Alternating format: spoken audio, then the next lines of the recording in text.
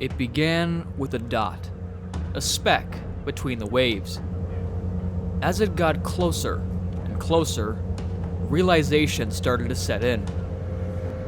A fast vessel was heading their way, right off the coast of Somalia. This area is notorious for pirates. The captain had ignored many warnings not to take this route. When the vessel crossed the 1-mile perimeter, that's when the captain sounded the alarm. Crews on ships like these usually practice anti-piracy drills. When the alarm went off, most of the crew headed to the engine room, deep below deck. The vessel was inching fast, closer toward them. It flew past and circled back to the left side of the ship, matching its speed. The pirates threw a grappling hook and swiftly boarded the ship. On deck, the alarm starts blaring. It's happening. This is not a drill. Pirates are aboard. The crew's worst nightmare is unfolding right before their eyes.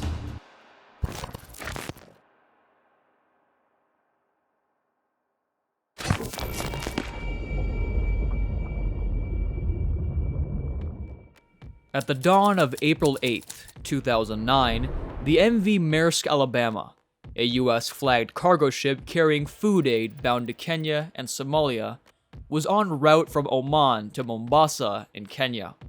The ship had 20 American crew members. The ship was approximately 240 nautical miles southeast of Ale, Somalia, when they spotted a small vessel at around 7:30 a.m. The passengers on it were 4 Somali pirates armed with AK-47 rifles. It doesn't need a genius to know they were not coming to talk. In fact, this was actually expected to happen, since the area was well known for Somali pirate attacks. But the captain ignored the multiple warnings about pirate activity in the area, and chose to sail closer to the coast than advised. Ships like the Maersk Alabama often keep watch and respond when an unknown vessel breaches a certain distance, usually about 1 nautical mile. When the speedboat got close enough, they tried to stop them using high-pressure water hoses. But that proved ineffective, as the pirates were persistent. Once next to the ship, the pirates start firing shots to intimidate the crew and make an opening for themselves. The captain tried increasing the speed to create more turbulent water, but they couldn't shake them. They used grappling hooks and a ladder and began climbing to the hull of the ship. In 5 minutes, the pirates were on deck.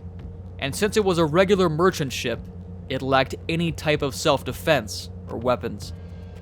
Upon seeing the pirates trying to board the ship, the crew members immediately activated the ship's emergency protocols, which includes sending a distress signal via Global Maritime Distress and Safety System. They also broadcast a Mayday radio transmission to nearby ships and coastal stations, considered the highest level alert a vessel like this could make. The captain also urged most of the crew to stay hidden in the engine room to avoid having the whole crew as hostages. In the meantime, the pirates stormed the ship, making their way to the bridge. They barged in, screaming and pointing their guns. "Stop the ship! Who is the captain?" That's when Captain Richard Phillips stepped forward, identifying himself. This is where the famous line, "I am the captain now," comes from. But in reality, that quote was added for dramatic purposes. The actual moment was far more tense and chaotic. Phillips and his bridge officers were held at gunpoint. They later described the experience as terrifyingly surreal, staring down the barrel of a rifle, and knowing that a single twitch or wrong move could be their last.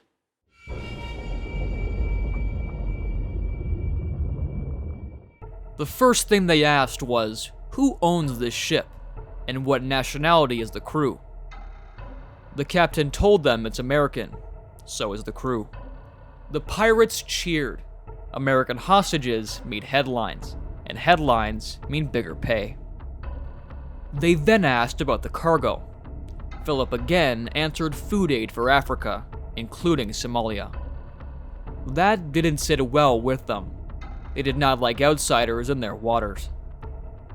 They wanted ransom. The captain offered $30,000 from the ship's safe. Too small. Not enough. They threatened to start shooting the crew if the rest of the crew members didn't give up. The pirates realized they couldn't control the ship. When the captain sounded the alarm and ordered the crew to hide, Chief Engineer Mike Perry took matters into his own hands and shut down all the ship's systems, including the backup generators.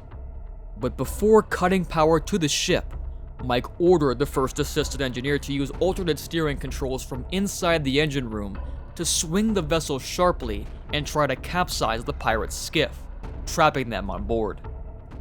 The pirates began roaming the ship, searching for the crew. But the crew was hidden in a secure compartment deep in the engine room. Mike Perry didn't stay with them. Armed with only a knife, he began tracking one of the pirates on the lower decks. It became a quiet cat and mouse chase in the engine room.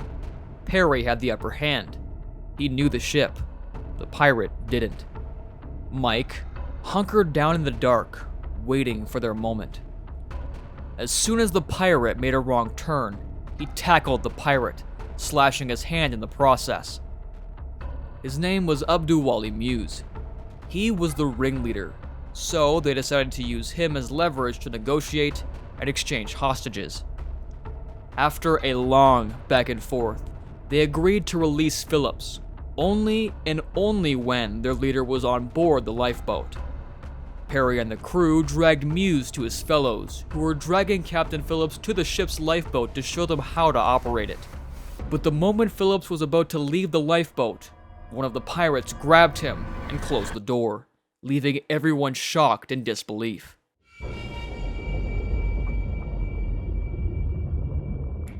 Now adrift in the middle of the night, the boat is heading to Somalia. Inside was a frightened Captain Phillips and his Somali captors. Support was called, and the US Navy responded with force, and the guided missile destroyer USS Bainbridge took command of the scene and began monitoring the lifeboat. By April 9th, the standoff began between Bainbridge, Halliburton, and the pirates on the covered lifeboat, which was equipped with food and water, but lacked basic comforts like a toilet and ventilation, and that made the pirates and the captain struggle inside with seasickness. Pirates in that region use an herb called khat as a drug to combat seasickness, but as their supply ran out, the gang struggled. The Navy knew that allowing the vessel to reach the shore would most certainly be a death sentence to Phillips and their rescue operation, so they carefully monitored the lifeboat from a distance to stay away from fire range and to make sure Captain Phillips remained unharmed. But they knew they had to do something to stifle their escape. April 10th, after 16 hours in the lifeboat, the pirates are tired. Captain Phillips takes advantage of their distraction and makes a break for it toward the Bainbridge. However, the pirates open fire into the water and recapture him almost immediately. Now the lifeboat is only 24 miles from shore. The Bainbridge starts to move in. First, using high-pressure fire hoses to push the boat back. When that doesn't work, they use a helicopter blocking maneuver, where the helicopter uses the force generated from its propellers.